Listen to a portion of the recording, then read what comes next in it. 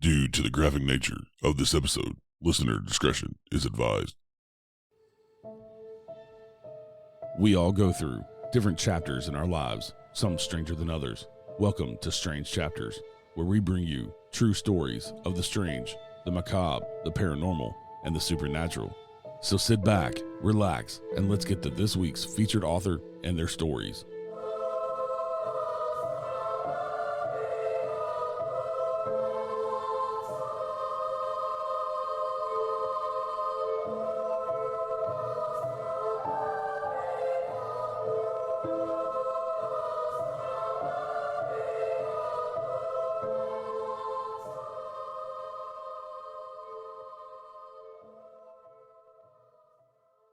Hey everybody, welcome back to Strange Chapters.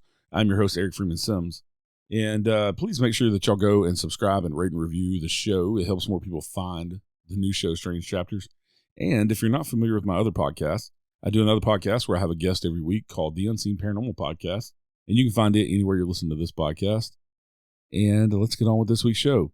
This week, we bring you 3 stories from Jack Rosewood's book, The Most Bizarre True Crime Stories Ever Told, 20 unforgettable and twisted true crime cases that will haunt you. So sit back, relax, and let's get strange.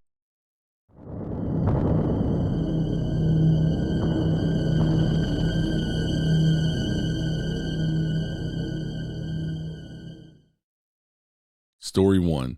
The Ibadan Forest of Horror.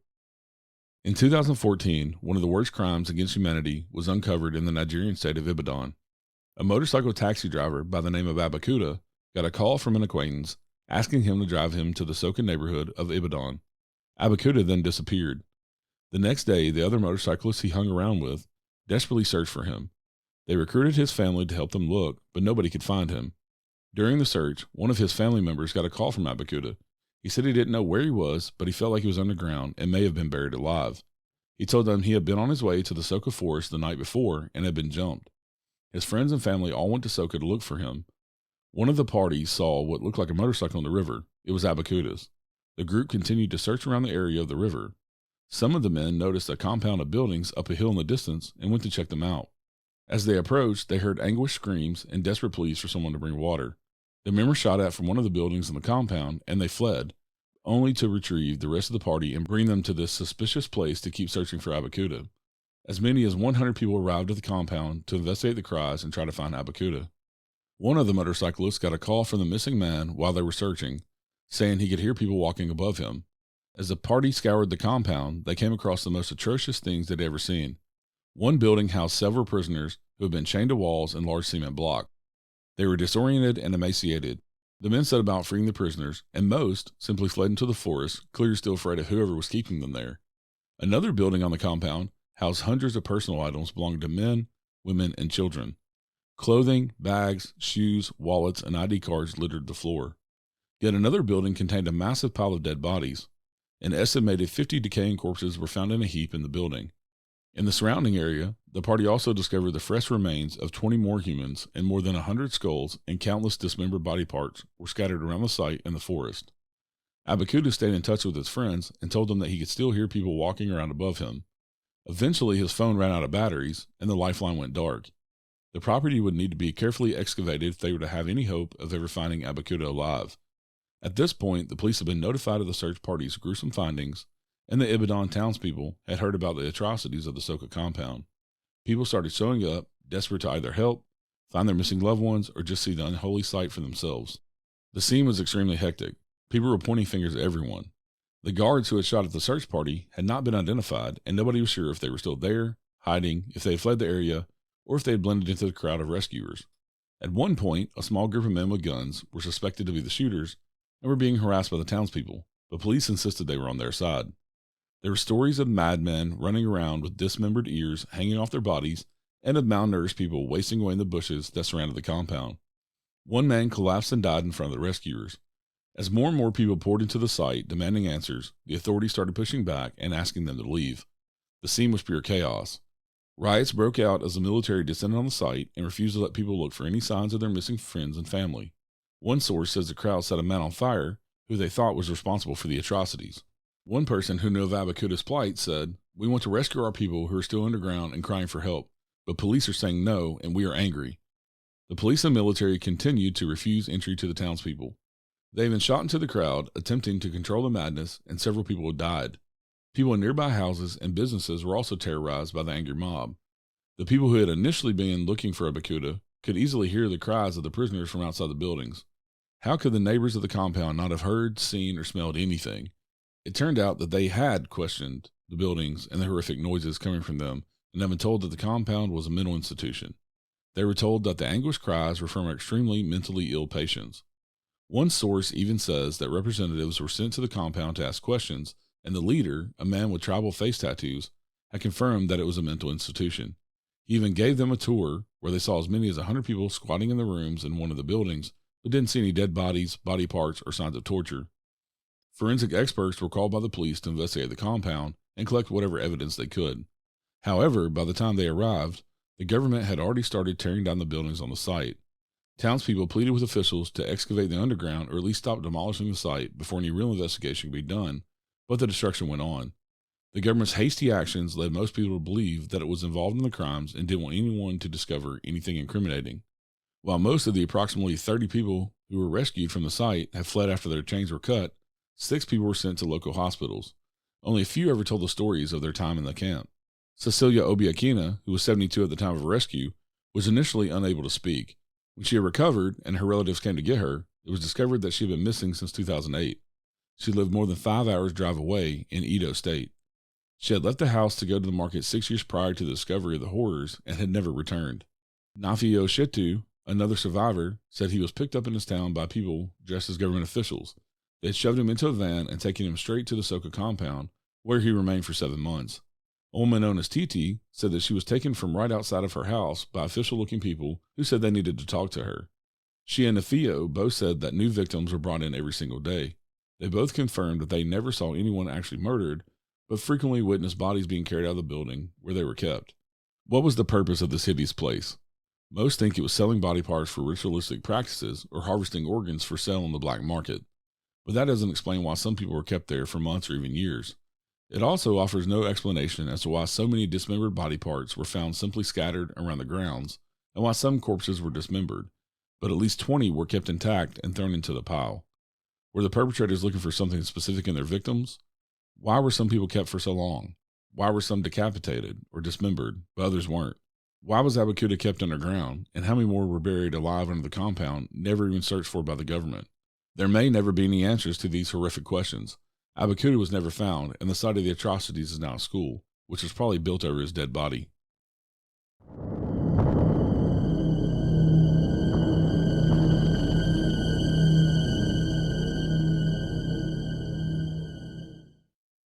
Story 2. Katarzyna Zawada and the Buffalo Bill Murderer. In the horror film The Silence of the Lambs, a murderer nicknamed Buffalo Bill kidnaps women, starves them in a pit until their skin is loose, then removes their flesh and wears it as a costume. Though the character is partially inspired by real-life criminal Ed Gein, who fashioned lampshades and face masks out of skin, Gein got most of his materials from robbing graves, not capturing and torturing people. The Buffalo Bill skin suit remains a thing of legend, that is until 1998. Katarzyna Zawada was a student at the Jagiellonian University in Krakow. She'd had a hard few years, struggling with depression since her father died. Katarzyna felt that she was responsible for his death. She insisted that the two go on a hike together, where he had fallen and suffered a spinal injury that later killed him. Katarzyna felt a great amount of guilt about this and freely agreed to go to counseling. Katarzyna seemed to have a difficult time finding her path in life. She initially studied psychology, then switched to history, and finally settled on religious studies. Her classmates say her attendance was a little spotty and that she was a shy and reserved person who they didn't really know much about. While her school attendance may have been inconsistent, her therapy attendance was not. She dutifully showed up to every session, eager to find some relief from her guilt and sadness.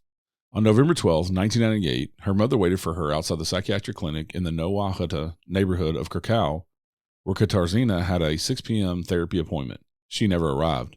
Katarzyna's mother started calling around to family and friends, but nobody had seen Katarzyna. She went to the police but was told that because of her depressed state of mind, it was likely that Katarzyna was out partying with friends or that she had run away, as many depressed young women do. Despite her instance that her daughter wouldn't do that, Katarzyna's mother was told she couldn't file a missing persons report until she had been missing for 24 hours. When the investigation did begin, it didn't turn up many leads. Police noted that Katarzyna had been attempting to change her appearance over the few months before her disappearance. She had dyed her hair blonde and had lost some weight. Classmates said her attendance had been dropping even further, leading police to believe that Katarzyna had met someone recently and had been having a secret relationship with them, though they had no lead as to who this person might be. CCTV footage from her usual hangout spots didn't catch any glimpses of her. On January 6, 1999, a tugboat called the Elk got something stuck in its propeller while sailing on the Vistula River. The boat workers thought it was some sort of giant rubber band or leathery material. It was actually a much more horrifying item.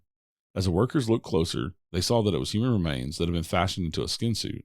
DNA tests confirmed it was the body of Katarzyna. The river was dredged and some of Katarzyna's clothes and her right leg were found, though the rest of her body was still missing. Because of the precision of the butchery and the fact that her flesh had been fashioned into a suit intended for someone to wear, police deduced that the killer was likely a butcher, surgeon, or hunter, and was probably close to the same size as Katarzyna. They were probably an intelligent killer who chose his victims ahead of time and likely stalked them, rather than a frenzied, opportunistic person who killed whoever they could find. Other than that, the police had no solid leads. In May 1999, police received a call from a distressed elderly man saying he thought his grandson had killed someone. The elderly man, who had very poor eyesight, said he felt something was strange about his grandson's appearance. When police arrived at the home where the caller was living with his son and grandson, they found a gruesome scene. The corpse of the caller's 50-year-old son was hanging upside down from the rafters. His head had been skinned, and the caller's grandson was wearing his father's face as a mask and was dressed in his clothes. Police identified the killer as Vladimir W. He was arrested for the murder of his father and seemed like a good lead in the case of Katarzyna. After all, how many killers interested in skinning their victims and using their flesh to dress up as them could there possibly be in Poland at one time? It turned out that Vladimir and Katarzyna both went to the same university and had both studied psychology at one point, but there was no concrete evidence that they had ever met, and nothing else linking Vladimir to Katarzyna's murder.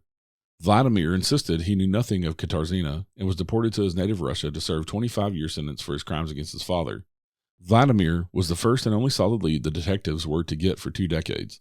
In 2012, thanks to more sophisticated DNA testing and modeling, investigators were able to create a 3D model of Katarzyna's body before she was skinned. They also revealed some extremely disturbing details about the last moments of her life. Katarzyna had been chained up by her ankles, beaten, and tortured for weeks before she died. She most likely had a shattered pelvis from multiple beatings with a heavy object. Worst of all, she was probably skinned alive, before being dismembered and having her flesh fashioned into the skin suit that was found in the river. There was also evidence that she was raped after her death. Because of some of the marks found on her body, the authorities added that the perpetrator may have been trained in the martial arts to their criminal profile. In 2017, the police received a letter which led to their next big lead. It had come from a friend of a man named Robert Jancewski, who had been increasingly suspicious of Jancewski's interest in Katarzyna's case. The letter said he had visited her grave several times and did live far from the river where her remains were found. Jancewski had already been on the police's radar. They had been staking out Katarzyna's grave to look for any suspicious people who may want to revisit their victim, and noticed that Jancewski came a lot. He also perfectly fit the description of the killer made by criminal profilers. Apparently, when Jancewski was younger, he had enjoyed torturing and killing small animals. He was very antisocial as a child and was called a freak and a weirdo by his classmates. He was trained in martial arts. He had worked in the morgue of the military hospital when he was in the Army and later worked in a lab at the Institute of Zoology and Biomedical Research at the university, where animal testing was being done. He was fired from that position for killing all the rabbits in the lab. Jancewski was also Peeping Tom, a known harasser of women. Investigators tore Jancewski's apartment apart and found blood and hair in his drains and under appliances in his bathroom that matched Katarzyna's. Robert Jancewski was arrested and charged with aggravated murder with particular cruelty, though not much is known about what happened next. The authorities requested a closed trial and have not released much information. In 2018, Robert made a complaint that he was being harassed by the guards in prison. It was briefly looked into, though nothing came of that investigation. He remains in prison. The rest of Katarzyna's body was never found.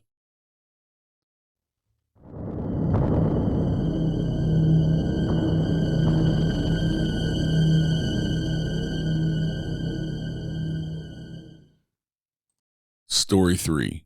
Daniel LaPlante, The Ghost in the Walls. In 1986, in the small Massachusetts town of Pepperell, 15-year-old Tina Bowen and her 9-year-old sister Karen gathered around a Ouija board.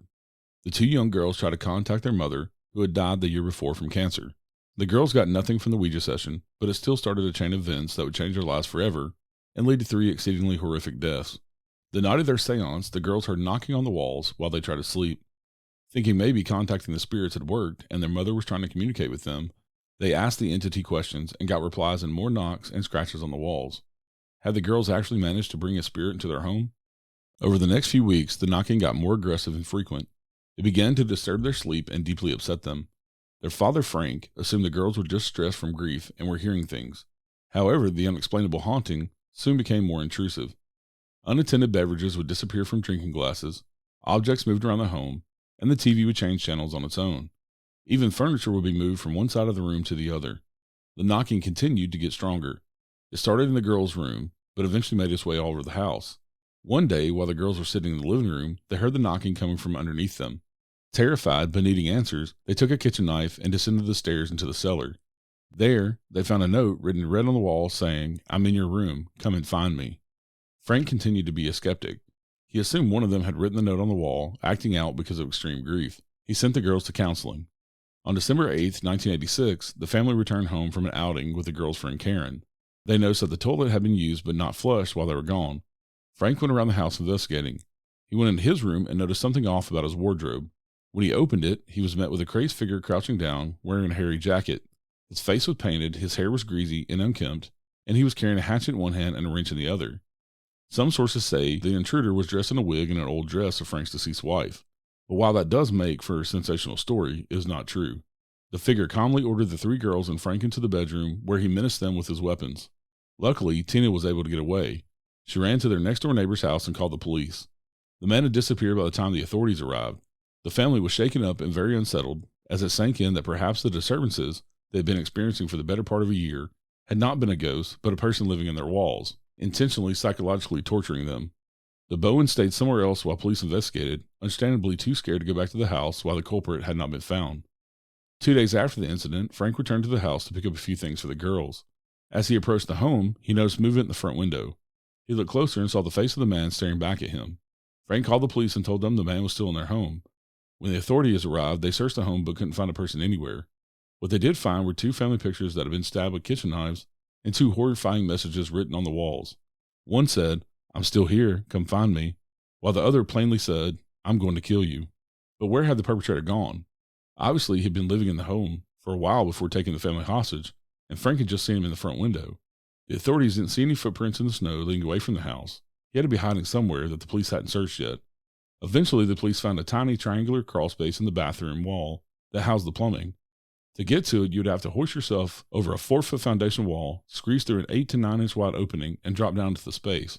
It provided just enough room for someone to crouch down. The space also connected to the cellar, a floor below. An officer wriggled in with gun drawn and jumped down. He saw nothing but what he thought was a pile of clothes until he realized it was, in fact, hiding a person. Officer Stephen Benzanson noted how eerily calm the intruder was, even when he threatened to shoot him. He said he wasn't afraid to have a gun stuck next to his head. The person who had been terrorizing the Bowens was arrested and taken into custody, where it was discovered that he was someone who had once been on a date with Tina, Daniel LaPlante. Daniel LaPlante was born on May 15, 1970 in Townsend, Massachusetts. According to Daniel, he endured horrific physical and sexual abuse at the hands of his father for most of his childhood. He acted out in school and didn't have many friends. He was sent to a psychiatrist and diagnosed with a hyperactive disorder. Daniel claimed his doctor also sexually abused him. By the time he was 15, Daniel was already a seasoned home invader and burglar. He didn't only want to steal things, though. He also wanted to terrorize the people living in the houses he broke into. He enjoyed playing mind games and would move objects around or leave items behind so the owners would know someone had been inside. There are 2 different stories about how Tina and Daniel met. One says that in 1986, Daniel somehow got his hands on the Bowens' phone number. Some say he had broken into their house previously and managed to collect it, but this is unconfirmed. Either way, he began calling the house, telling Tina that he had gotten her number from a friend at school, and he thought she was really pretty. He described himself as blonde, tall, and athletic, the total opposite of what he actually looked like. The 2 struck up a friendship, and eventually Tina agreed to a date with him. When he showed up at the door, she realized he was not what he had described himself as. She was unsettled by the lie and by Daniel's disheveled, greasy appearance. Tina agreed to go to a fair with him anyway, but it just got worse. Tina confided in Daniel that her mother had recently passed. Instead of having sympathy for her, he asked for details about how much her mother had suffered and how she felt when she found out she had died. Tina made an excuse to leave about an hour into the date. Tina was not at all interested in seeing Daniel again. The rejection seemed to make him even more obsessed with her, and he proceeded to move into her family home for the better part of a year. The other story doesn't explain how the 2 met, but says that they went on one date, before Tina's friend informed her that Daniel was facing rape allegations and she should probably stay away from him. Regardless of how things went down, the two had a very brief dalliance, and Tina was not interested in pursuing things further. Once officers found Daniel in the family home, he was arrested and taken to a juvenile detention center, where he stayed until October 1987. He was then sent to an adult facility, where his mother was able to post his $10,000 bail. He was released to his mother and stepfather's custody to await his trial on December 11th. Almost immediately after being released, Daniel started breaking into houses again. He burglarized a home that was just a quarter mile from his mother's house in broad daylight on October 14th, stealing cash and 2 guns. Daniel's family started noticing that he had a lot of cash for someone who didn't have a job and was supposed to just be staying at home awaiting a trial. His mother found one of the guns he had stolen, and he lied and said he had it before he was even arrested. On November 16, 1987, Daniel broke into the Gustafson house, which was just through the woods to the back of his own house. He took a cordless phone, cable boxes, and the remotes that went with them. What he intended to do with these items is unknown. Could he have been planning another haunting? Reports say that Daniel asked his brother and his brother's friend for bullets that would fit the gun he stole. He somehow convinced them that he just wanted to perform an experiment where he melted the bullets down and reformed the metal into something else. It's uncertain whether the brother actually believed this, considering Daniel's strange criminal past, but he gave him the bullets anyway. On December 1st, 1987, Daniel once again broke into the Gustafson home. He claimed he was not expecting anyone to be home to interrupt his usual trawling around and moving items to scare the occupants. However, nursery school teacher Priscilla Gustafson and her 5-year-old son William came home while Daniel was in the house. He shoved William in a closet, made makeshift restraints from stockings and other clothing, tied Priscilla up, raped her, placed a pillow to her head, and shot her. Daniel then took William to the bathroom and drowned him in the tub. 7-year-old Abigail Gustafson then came home from school, and Daniel drowned her in the family's other bathroom. He then left home and attended his niece's birthday party. Andrew Gustafson came home to an eerily quiet house. Normally his 2 young children would be running around playing and making noise, but they were nowhere to be seen or heard. He walked into his bedroom to find his wife tied up and shot. He immediately called the police, but said he was too afraid to look for his children, as their continued silence was not a good sign. The authorities found footprints matching the size 11-12 Converse shoe in the flower beds outside the home, and saw that a few items were missing, including the metal Gustafson nameplate from the front of the house. Police dogs tracked a scent in the woods between the Gustafson home and Daniel's mother's house. On December 2nd, police found the nameplate in the woods, along with a flannel shirt and a pair of work gloves that later turned out to have gunshot residue on them. The police dogs led officers right to Daniel's home, but not before Daniel fled. A search of the home found the rest of the items that had been stolen from the Gustafson house and the gun used to kill Priscilla. A manhunt ensued. Daniel spent the next day desperately breaking in houses, looking for supplies so he could stay hidden for as long as possible. However, the search didn't last long. Police found Daniel hiding in a dumpster on December 3rd. In 1988, Daniel was found guilty of 3 counts of murder and was sentenced to 3 life sentences. In 2017, Daniel appealed for a reduced sentence, but the judge said he was clearly not regretful for his hideous crimes and upheld the 3 life sentences. Daniel will not even potentially be eligible for parole until he has served 45 years.